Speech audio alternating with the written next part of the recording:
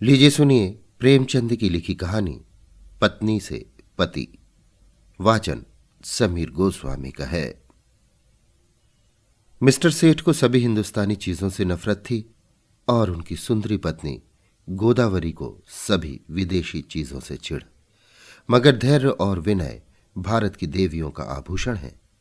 गोदावरी दिल पर हजार जब्र करके पति की लाई हुई विदेशी चीजों का व्यवहार करती थी। हालांकि भीतर ही भीतर उसका हृदय अपनी परवशता पर रोता था।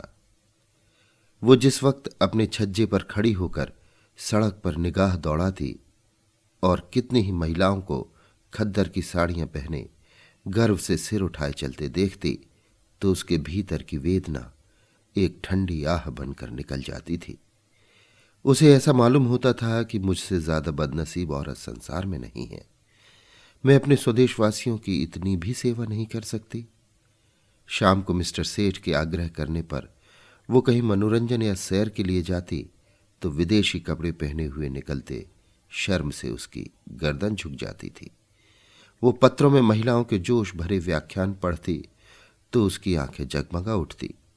थोड़ी देर के लिए वो भूल जाती कि मैं यहां बंधनों में जकड़ी हुई हूं। होली का दिन था। 8 बजे रात का समय। स्वदेश के नाम पर बिके हुए अनुरागियों का जुलूस आकर मिस्टर सेठ के मकान के सामने रुका और उसी चौड़े मैदान में विलायती कपड़ों की होलियां लगाने की तैयारियां होने लगी। गोदावरी अपने कमरे में खिड़की पर खड़ी ये समारोह देखती थी और दिल महसूस कर रह जाती थी। एक वो है जो यूं खुश खुश आजादी के नशे से मतवाले गर्व से सिर उठाए होली लगा रहे हैं, और एक मैं हूं कि पिंजड़े में बंद पक्षी की तरह फड़फड़ा रही हूं। इन तीलियों को कैसे तोड़ दूं? उसने कमरे में निगाह दौड़ाई। सभी चीजें विदेशी थीं। स्वदेशी का एक सूत भी ना था। यही चीजें वहां जलाई जा रही थीं और वही चीजें यहां उसके हृदय में संचित ग्लानि की भांति संदूकों में रखी हुई थी। उसके जी में एक लहर उठ रही थी कि इन चीजों को उठाकर उसी होली में डाल दे, उसकी सारी ग्लानि और दुर्बलता जलकर भस्म हो जाए। मगर पति की अप्रसन्नता के भय ने उसका हाथ पकड़ लिया। सहसा मिस्टर सेठ ने अंदर आकर कहा, जरा इन सिरफिरों को देखो, कपड़े जला रहे हैं। ये पागलपन, उन्माद और विद्रोह नहीं तो और क्या है? किसी ने सच कहा है, हिंदुस्तानियों को ना अक्ल आई है ना आएगी। कोई कल भी तो सीधी नहीं। गोदावरी ने कहा, तुम भी हिंदुस्तानी हो? सेठ ने गर्म होकर कहा, हां, लेकिन मुझे इसका हमेशा खेद रहता है कि ऐसे अभागे देश में क्यों पैदा हुआ। मैं नहीं चाहता कि कोई मुझे हिंदुस्तानी कहे या समझे। कम से कम मैंने आचार व्यवहार, वेश भूषा, रीत नीत, कर्म वचन में कोई ऐसी बात नहीं रखी जिसमें हमें कोई हिंदुस्तानी होने का कलंक लगाए। पूछिए, जब हमें 8 आने गज में बढ़िया कपड़ा मिलता है तो हम क्यों मोटा टाट खरीदें? इस विषय में हर एक को पूरी स्वाधीनता होनी चाहिए। न जाने क्यों गवर्नमेंट ने इन दुष्टों को यहां जमा होने दिया। अगर मेरे हाथ में अधिकार होता तो सबों को जहन्नुम रसीद कर देता। तब आटे दाल का भाव मालूम होता। गोदावरी ने अपने शब्दों में तीक्ष्ण तिरस्कार भर के कहा, तुम्हें अपने भाइयों का जरा भी ख्याल नहीं आता? भारत के सिवा और भी कोई देश है जिस पर किसी दूसरी जाति का शासन हो? छोटे छोटे राष्ट्र भी किसी दूसरी जाति के गुलाम बनकर नहीं रहना चाहते। क्या एक हिंदुस्तानी के लिए लज्जा की बात नहीं है कि वो अपने थोड़े से फायदे के लिए सरकार का साथ देकर अपने ही भाइयों के साथ अन्याय करे? सेठ ने भौहें चढ़ाकर कहा, मैं इन्हें अपना भाई नहीं समझता। गोदावरी, आखिर तुम्हें सरकार जो वेतन देती है वो इन्हीं की जेब से तो आता है। सेठ, मुझे इससे कोई मतलब नहीं कि मेरा वेतन किसकी जेब से आता है। मुझे जिसके हाथ से मिलता है वो मेरा स्वामी है। न जाने इन दुष्टों को क्या सनक सवार हुई है। कहते हैं भारत आध्यात्मिक देश है। क्या अध्यात्म का यही आशय है कि परमात्मा के विधानों का विरोध किया जाए? जब ये मालूम है कि परमात्मा की इच्छा के विरुद्ध एक पत्ती भी नहीं हिल सकती, तो ये कैसे मुमकिन है कि इतना बड़ा देश परमात्मा की मर्जी के बगैर अंग्रेजों के अधीन हो? क्यों इन दीवानों की इतनी अक्ल नहीं आती कि जब तक परमात्मा की इच्छा न होगी कोई अंग्रेजों का बाल भी बांका न कर सकेगा? गोदावरी: तो फिर क्यों नौकरी करते हो? परमात्मा की इच्छा होगी तो आप भोजन मिल जाएगा। बीमार होते हो तो क्यों दौड़े वैद्य के घर जाते हो? परमात्मा उन्हीं की मदद करता है जो अपनी मदद आप करते हैं। सेठ: बेशक करता है, लेकिन अपने घर में आग लगा देना, घर की चीजों को जला देना ऐसे काम है जिन्हें परमात्मा कभी पसंद नहीं करता। गोदावरी: तो यहां के लोगों को चुपचाप बैठे रहना चाहिए। सेठ: नहीं, रोना चाहिए। इस तरह रोना चाहिए जैसे बच्चे माता के दूध के लिए रोते हैं। सहसा होली चली। आग की शिखाएं आसमान से बातें करने लगीं, मानो स्वाधीनता की देवी अग्नि वस्त्र धारण किए हुए आकाश के देवताओं से गले मिलने जा रही हो। दीनानाथ ने खिड़की बंद कर दी। उनके लिए यह दृश्य भी असह्य था। गोदावरी इस तरह खड़ी रही जैसे कोई गाय कसाई की खूंटे पर खड़ी हो। उसी वक्त किसी के गाने की आवाज आई: वतन की देखिए तकदीर कब बदलती है। गोदावरी के विषाद से भरे हुए हृदय में एक चोट लगी। उसने खिड़की खोल दी और नीचे की तरफ झांका। होली अब भी जल रही थी और एक अंधा लड़का अपनी खंजरी बजाकर गा रहा था: वतन की देखिए तकदीर कब बदलती है। वो खिड़की के सामने पहुंचा तो गोदावरी ने पुकारा: ओ अंधे, खड़ा रह। अंधा खड़ा हो गया। गोदावरी ने संदूक खोला, पर उसमें उसे एक पैसा मिला। नोट और रुपए थे, मगर अंधे फकीर को नोट या रुपए देने का तो सवाल ही न था। पैसे अगर 2-4 मिल जाते तो इस वक्त वो जरूर दे देती, पर वहां एक ही पैसा था, वो भी इतना घिसा हुआ कि कहार बाजार से लौटा लाया था। किसी दुकानदार ने न लिया था। अंधे को वो पैसा देते हुए गोदावरी को शर्म आ रही थी। वो जरा देर तक पैसे को हाथ में ली संशय में खड़ी रही। तब अंधे को बुलाया और पैसा दे दिया।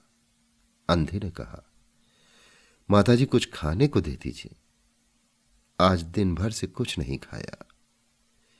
गोदावरी: दिन भर मांगता है, तब भी तुझे खाने को नहीं मिलता? अंधा: क्या करूं माता, कोई खाने को नहीं देता।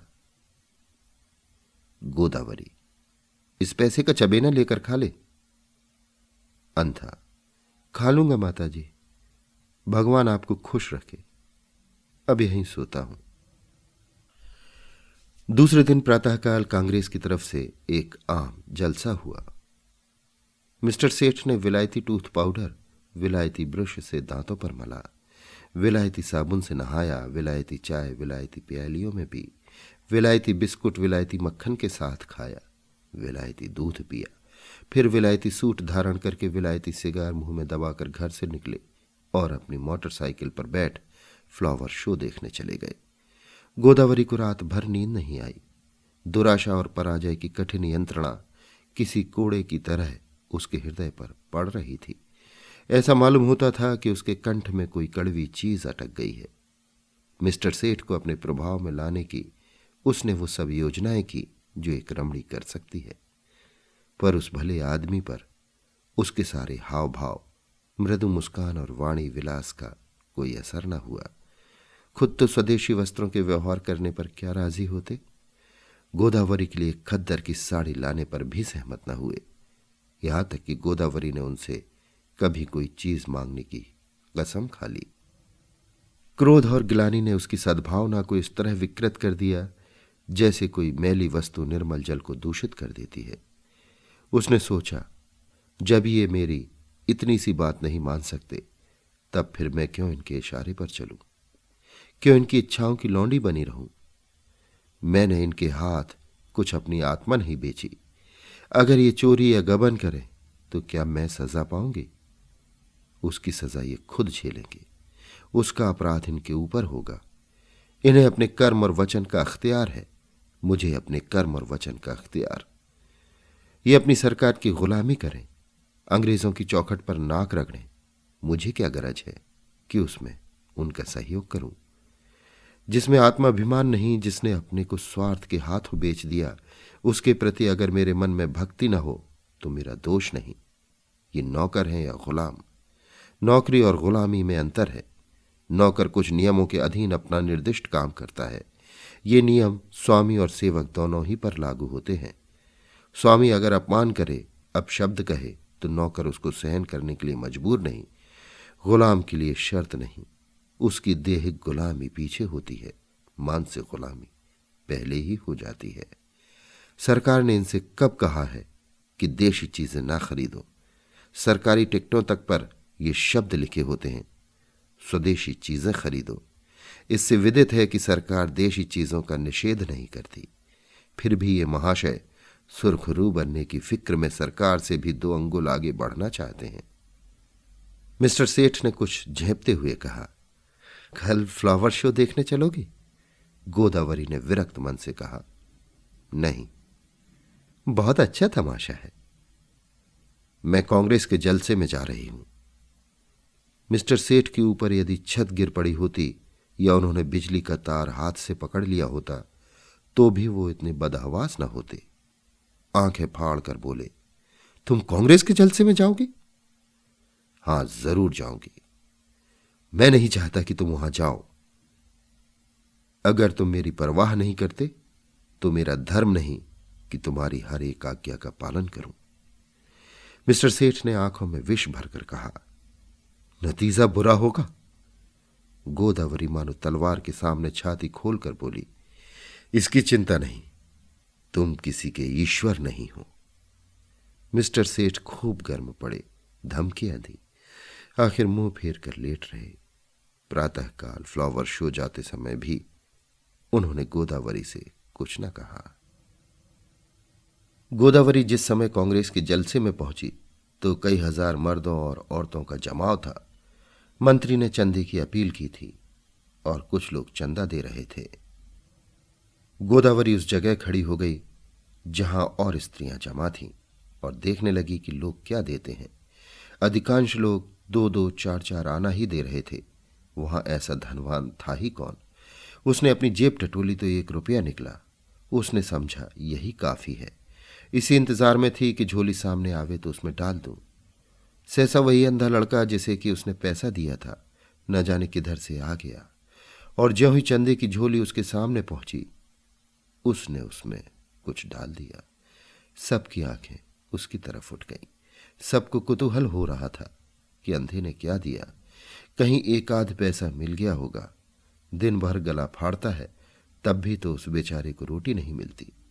अगर यही गाना पिशवाज और साज के साथ किसी महफिल में होता तो रुपए बरसते, लेकिन सड़क पर गाने वाले अंधे की कौन परवाह करता है। झोली में पैसा डालकर अंधा वहां से चल दिया और कुछ दूर जाकर गाने लगा, वतन की देखिए तकदीर कब बदलती है। सभापति ने कहा, मित्रों देखिए, ये वो पैसा है जो एक गरीब अंधा लड़का इस झोली में डाल गया है।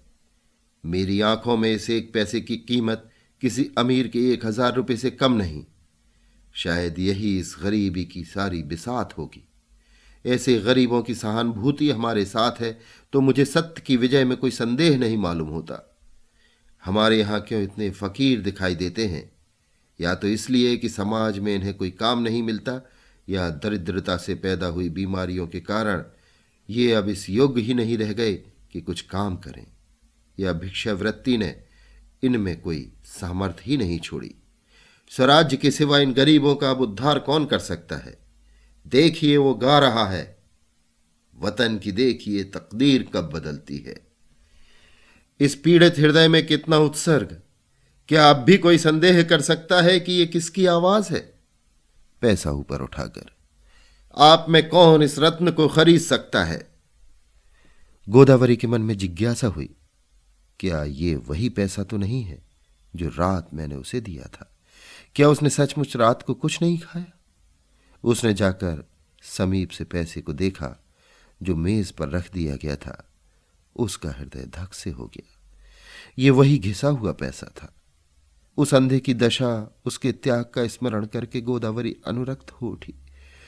कांपते हुए स्वर में बोली, मुझे आप ये पैसा दे दीजिए, मैं 5 रुपए दूंगी। सभापति ने कहा, एक बहन इस पैसे के दाम 5 रुपए दे रही है। दूसरी आवाज आई, 10 रुपए।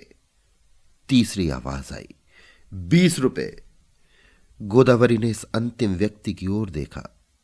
उसके मुख पर आत्माभिमान झलक रहा था, मानो कह रहा हो कि यहां कौन है जो मेरी बराबरी कर सके। गोदावरी के मन में स्पर्धा का भाव जाग उठा। चाहे कुछ हो जाए, इसके हाथ में ये पैसा न जाए। समझता है इसने 20 रुपए क्या कह दिए, सारे संसार को मोल ले लिया। गोदावरी ने कहा, 40 रुपए।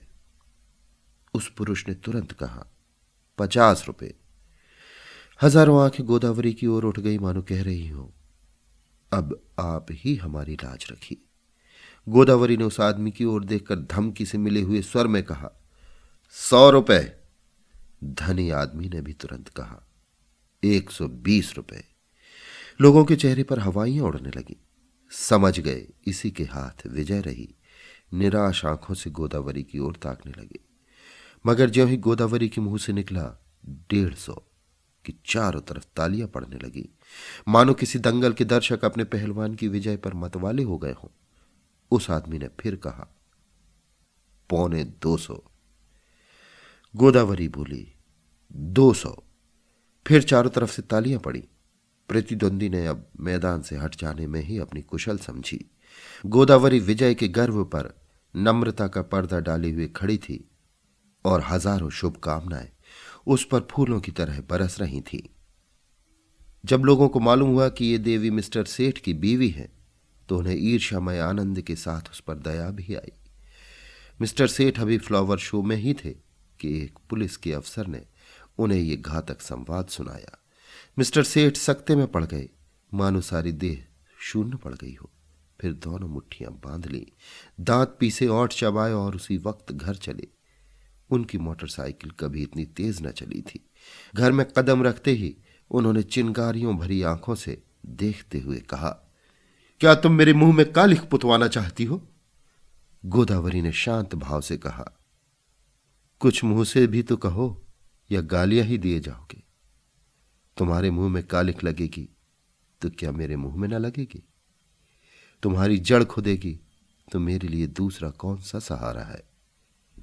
मिस्टर सेठ, सारे शहर में तूफान मचा हुआ है, तुमने मेरे रुपए दिए क्यों? गोदावरी ने उसी शांत भाव से कहा, इसलिए कि मैं उसे अपना ही रुपया समझती हूं। मिस्टर सेठ दांत किटकिटाकर बोले, हरगिज नहीं, तुम्हें मेरा रुपया खर्च करने का कोई हक नहीं है। गोदावरी, बिल्कुल गलत। तुम्हारे रुपए खर्च करने का तुम्हें जितना अख्तियार है, उतना ही मुझको भी है। हां, जब तलाक का कानून पास करा लोगे और तलाक दे दोगे, तब न रहेगा। मिस्टर सेठ ने अपना हैट इतनी जोर से मेज पर फेंका कि वो लुढ़कता हुआ जमीन पर गिर पड़ा और बोले, मुझे तुम्हारी अक्ल पर अफसोस आता है। जानती हो तुम्हारी इस उद्दंडता का क्या नतीजा होगा? मुझसे जवाब तलब हो जाएगा। बतलाओ क्या जवाब दूंगा? जब यह जाहिर है कि कांग्रेस सरकार से दुश्मनी कर रही है, तो कांग्रेस की मदद करना सरकार के साथ दुश्मनी करना है। तुमने तो नहीं की कांग्रेस की मदद, तुमने तो की। इसकी सजा मुझे मिलेगी या तुम्हें? अगर मैं चोरी करूं तो क्या तुम जेल जाओगे? चोरी की बात और है, यह बात और है। तो क्या कांग्रेस की मदद करना चोरी या डाके से भी बुरा है? हां, सरकारी नौकर के लिए चोरी या डाके से भी कहीं बुरा है। मैंने ये नहीं समझा था। अगर तुमने ये नहीं समझा था तो तुम्हारी ही बुद्धि का भ्रम था। रोज अखबारों में देखती हो, फिर भी मुझसे पूछती हो। एक कांग्रेस का आदमी प्लेटफॉर्म पर बोलने खड़ा होता है तो 20 या सादे कपड़े वाले पुलिस अफसर उसकी रिपोर्ट लेने बैठते हैं। कांग्रेस के सरगनाओं के पीछे कई कई मुखबिर लगा दिए जाते हैं, जिनका काम यही है कि उन पर कड़ी निगाह रखें। चोरों के साथ तो इतनी सख्ती कभी नहीं की जाती, इसीलिए हजारों चोरियां और डाके और खून रोज होते रहते हैं। किसी का कुछ पता नहीं चलता, न पुलिस इसकी परवाह करती है। मगर पुलिस को जिस मामले में राजनीति की गंध भी आ जाती है, फिर देखो पुलिस की मुस्तैदी। इंस्पेक्टर जनरल से लेकर कांस्टेबल तक एड़ियों तक का जोर लगाते हैं। सरकार को चोरों से भय नहीं, चोर सरकार पर चोट नहीं करता।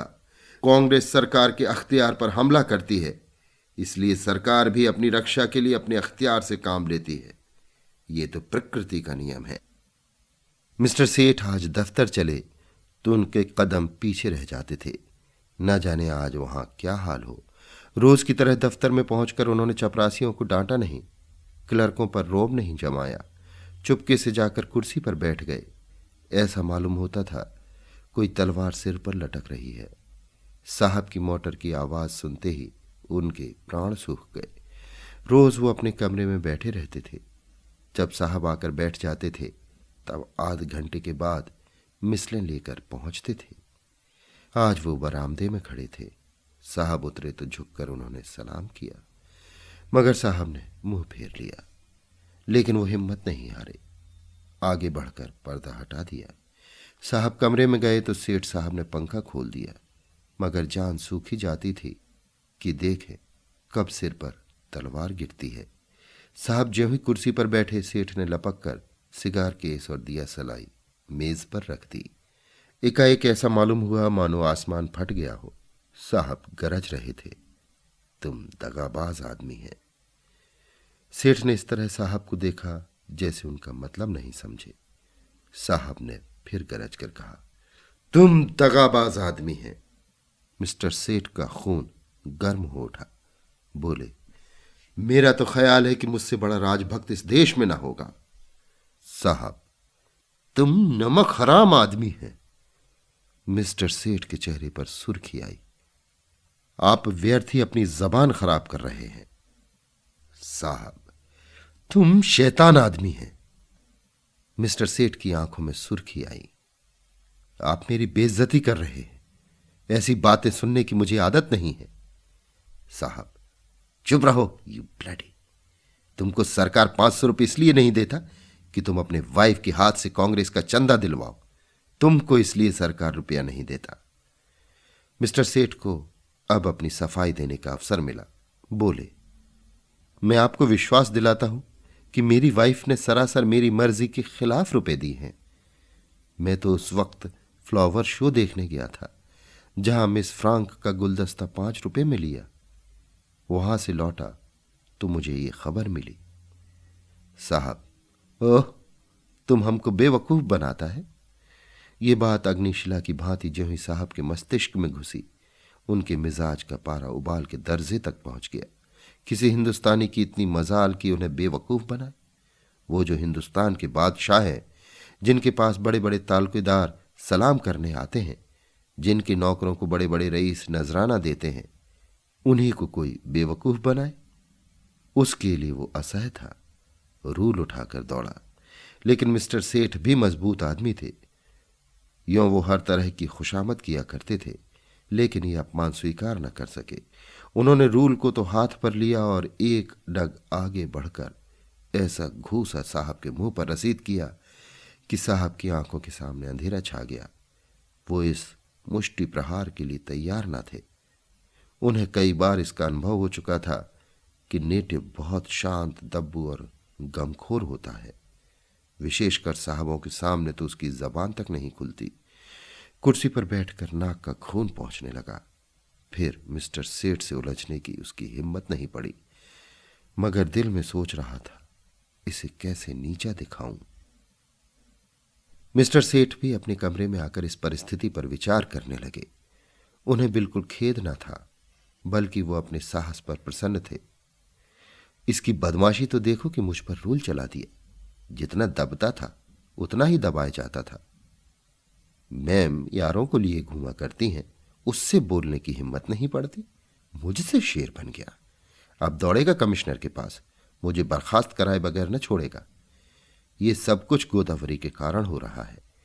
बेइज्जती तो हो ही गई, अब रोटियों को भी मोहताज होना पड़ेगा। मुझसे तो कोई पूछेगा भी नहीं। बर्खास्तगी का परवाना आ जाएगा। अपील कहाँ होगी? सेक्रेटरी है हिंदुस्तानी, मगर अंग्रेजों से भी ज्यादा अंग्रेज। होम मेंबर भी हिंदुस्तानी है, मगर अंग्रेजों के गुलाम। गोदावरी के चंदे का हाल सुनते ही उन्हें जूड़ी चढ़ा आएगी। न्याय की किसी से आशा नहीं, अब यहां से निकल जाने में ही कुशल है। उन्होंने तुरंत एक इस्तीफा लिखा और साहब के पास भेज दिया। साहब ने उस पर लिख दिया, बर्खास्त। दोपहर को जब मिस्टर सेठ मुंह लटकाए हुए घर पहुंचे तो गोदावरी ने पूछा, आज जल्दी कैसे आ गए?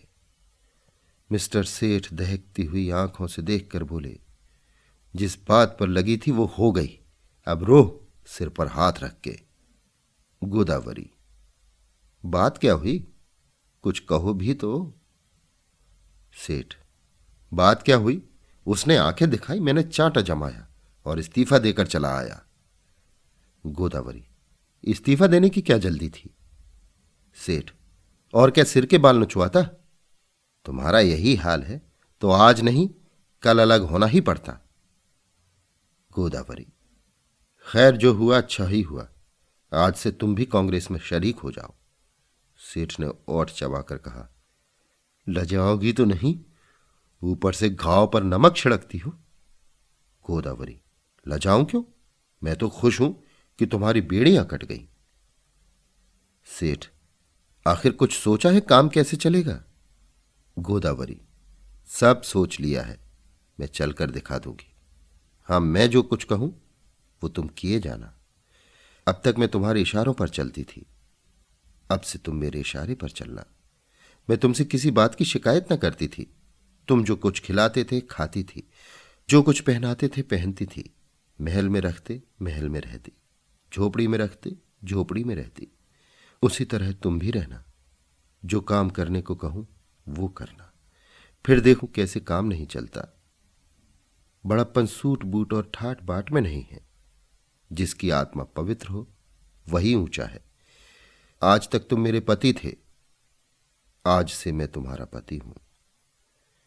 सेठ जी उसकी ओर स्नेह की आंखों से देखकर हंस पड़े। अभी आप सुन रहे थे प्रेमचंद की लिखी कहानी पत्नी से पति। वाचन समीर गोस्वामी का था।